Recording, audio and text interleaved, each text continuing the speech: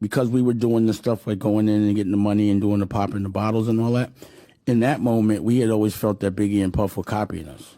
Always, they were always like they'd see us in the club, and it seemed like the next day a record would be made. You thought Biggie and Puff were copying you guys? No, they were. No and doubt. Who's we? It's you and Jay? Yeah, my whole crew, Rockefeller. So we was really getting money. You know what I mean? So, no disrespect to Biggie, but it was a different hustle. We weren't like on the street pitching work. You know what I mean? We was a connect.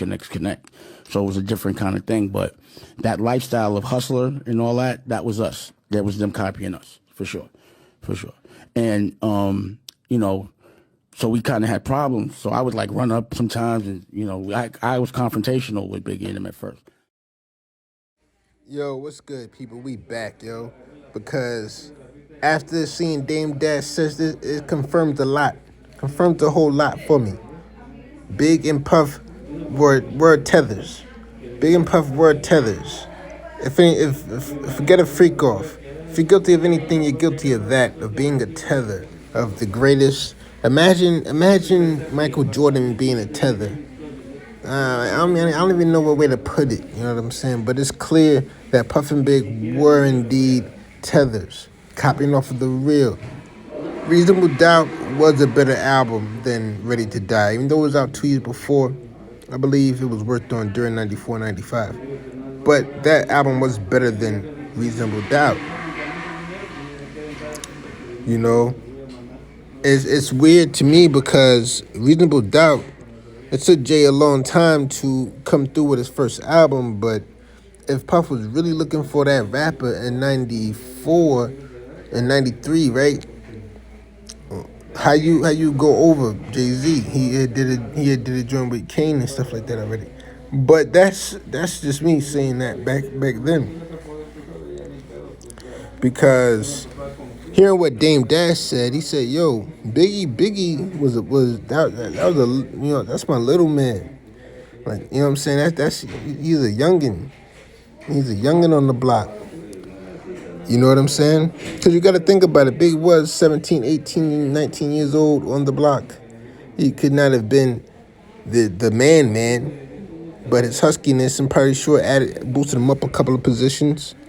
But Dame said that him and Big, it was confrontational at first, you know what I'm saying? And it wasn't over what went on in the club. It was because Dame is from Harlem and Big is from Brooklyn. Bottom line.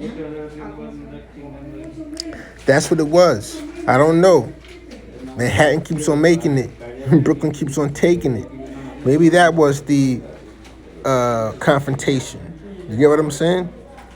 Because there's something out there. There's something out there in them airways for when you were from uptown. But I just think that the story, like what I said earlier about, they were trying to set up Tupac. They were clearly trying to set Pac up. Left guns in his hotel room. You did that shit on purpose while he's out on probation for a rape case. If he would have got found guilty, they could have finished him off of that. You got caught for guns when you're out on bail for a rape case. Like, that's OJ times 2. You know what I'm saying? So, like, this shit, like, I'm not looking at the history of Puffy with no freak off situation. I don't give a shit about no freak offs. And listen to what Mariah Mills said. Don't ever come tell me about what it said. So it's like I'm looking at this history, man. I always wondered if the ad libs on Life After Death was done before or after Biggie got killed, because the album did come out really fast after, like a week after he got killed. So I was just wondering.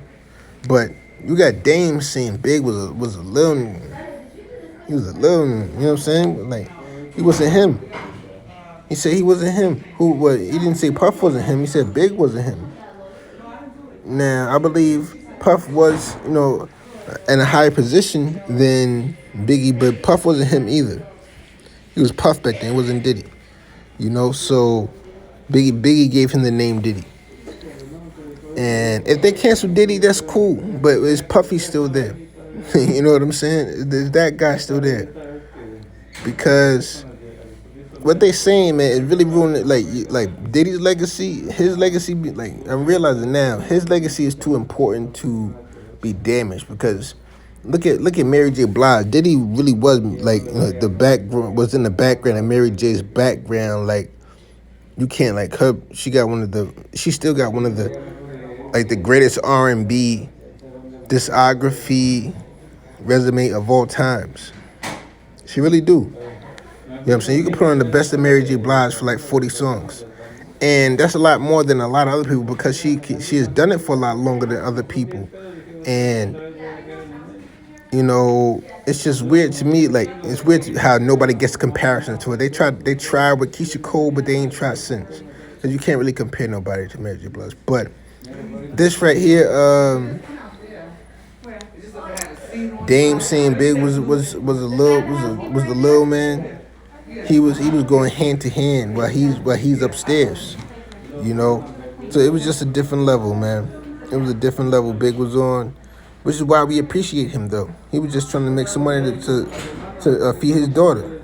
You get what I'm saying? So we're not mad at Big at all, you know. We just looking at the story of how it from the outside, how it plays out. This is not us disparaging Big. We know that he didn't really have the choice. He was just trying to get out the hood and make some money for his daughter. You seen his first baby moms. You know what I'm saying? No disrespect. I'm just saying now. I'm going to go and get out of here, man. I'm out. Salute.